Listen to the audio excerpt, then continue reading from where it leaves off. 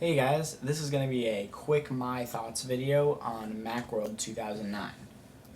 If you see me looking over here, it's just because I'm looking at my secondary display, which has the Apple site up right now, and that has all of the important things that happened, like the guided tours, the new store page, basically everything that's going on with the Macworld right now. Macworld. All right. So the first thing I want to talk about is that it was a very boring Macworld. I didn't watch the whole thing because that would have just killed me, and I got a ton of homework actually right now, which I should probably start. But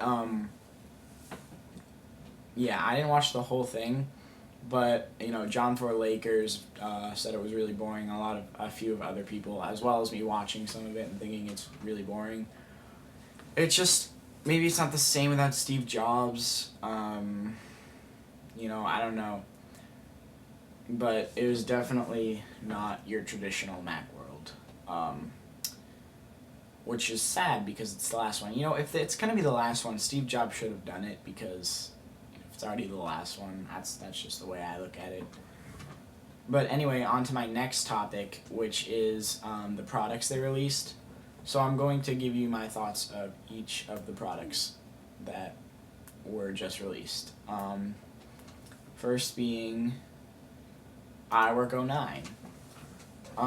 iWork 09 is more... Sorry, I had to do that cut. Someone was coming and I can't really be myself with other people around. But iWork 09 is mostly...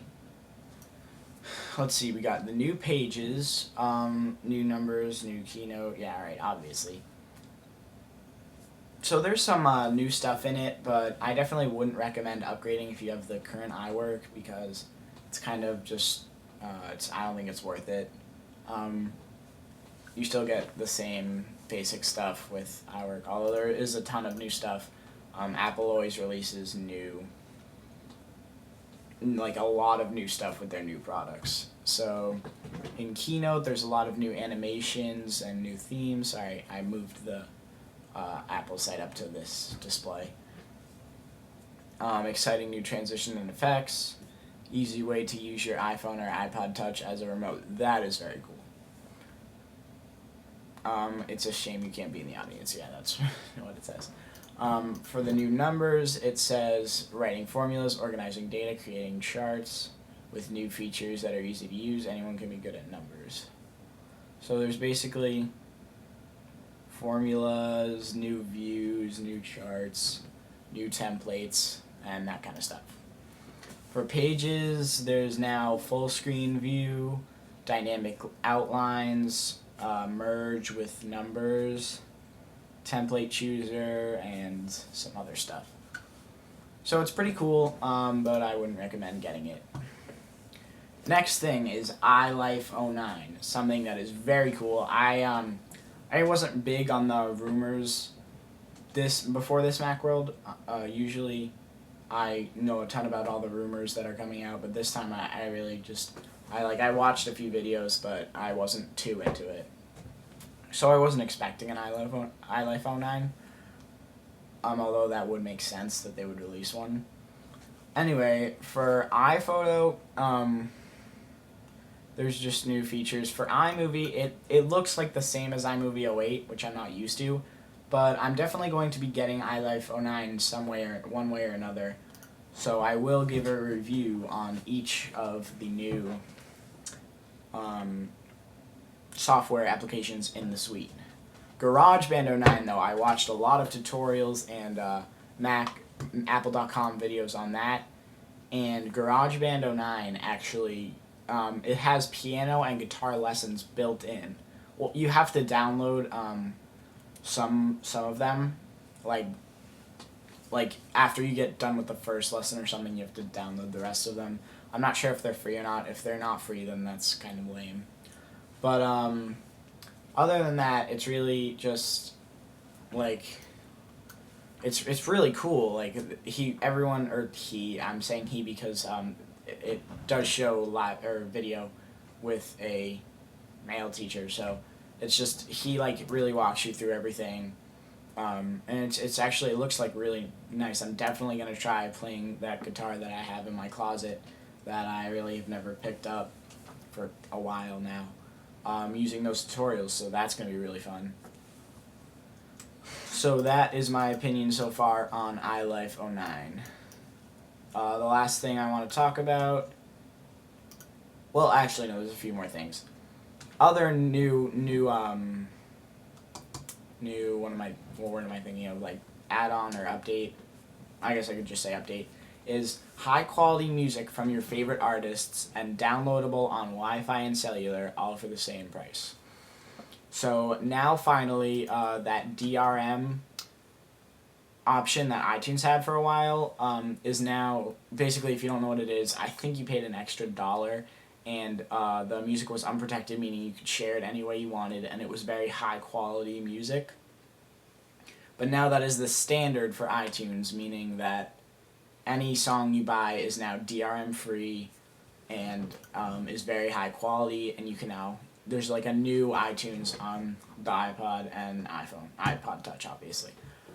So that is very cool, very good job Apple there. That's kind of funny. On the little screenshot thing, it says Steve's iPhone, because, you know, it like shows a screenshot of iTunes when you're updating it, and it says Steve's iPhone. I just kind of think that's funny. Finally, this bothered me. You know, it's Macworld, you're looking forward to some new products, like new hardware. But really, the only thing they released, they took the MacBook Pro 17-inch, and they made it into the unibody that the 15-inch and 13-inch MacBooks have. And yes, I know they still sell the right one, which I'll talk about later. But yeah, it says world's thinnest and lightest 17-inch notebook with an 8-hour battery life. Very nice. I enjoy that. That's a great add-on, Apple. But they should really be cutting the prices a little, to me, it seems. I mean, the economy is pretty bad. The MacBook Pro obviously doesn't sell nearly as much as the MacBook, which is their top-selling Mac.